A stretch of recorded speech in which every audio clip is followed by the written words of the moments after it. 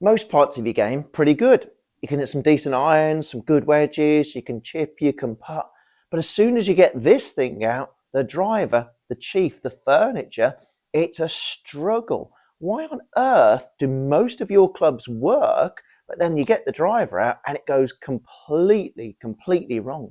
I'm here to tell you how we need to be able to swing this golf club as well as we can to make sure you're as repeatable as you possibly can be. Don't forget, hit that subscribe button below. Every Monday, every Friday, there's a new golf lesson out for you. The driver, it's the bane of a lot of golfers' lives. You can do literally anything with this. You look at putting, for example. Putting's a game within a game, but there's no penalty shots, well, very rarely, a penalty shot available to us on the putting green. You get on the golf course, you get on the tees, and there's a ton of penalty shots available to us. You can rack up those high numbers with a bad drive, a bad tee shot.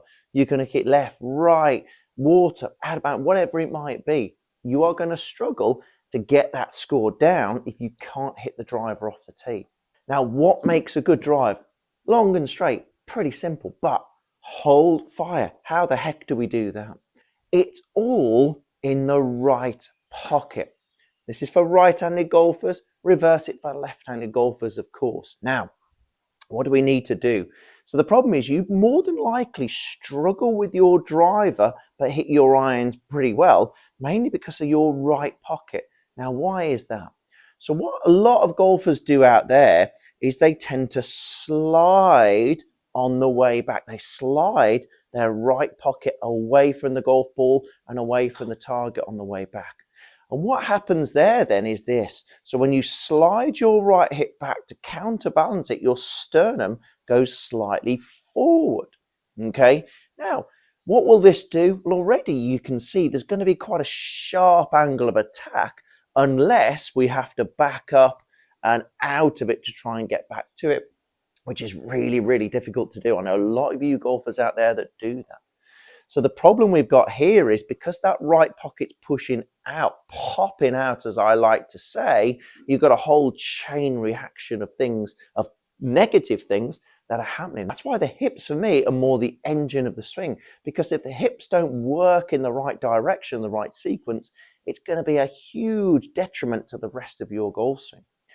So with that right hip going back up and out, we either do one of two things. We come down very steep and stay there in front of that golf ball, and then try and back up, i.e. trying to get back behind that ball and try and help that ball up in the air. So we go from right hip this way to left hip this way, massive slide either side.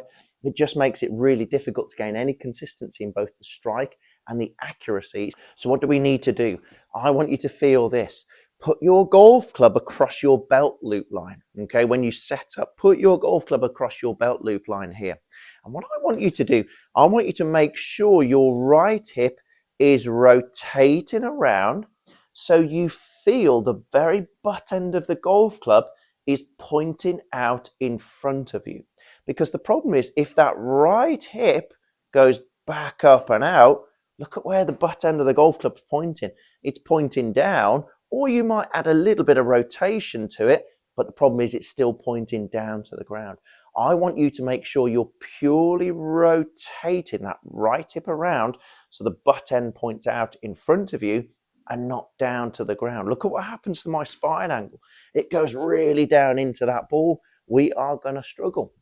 And all those purists out there say, oh, we've got to hit up on the ball. We're never going to hit up on the ball if we're doing this.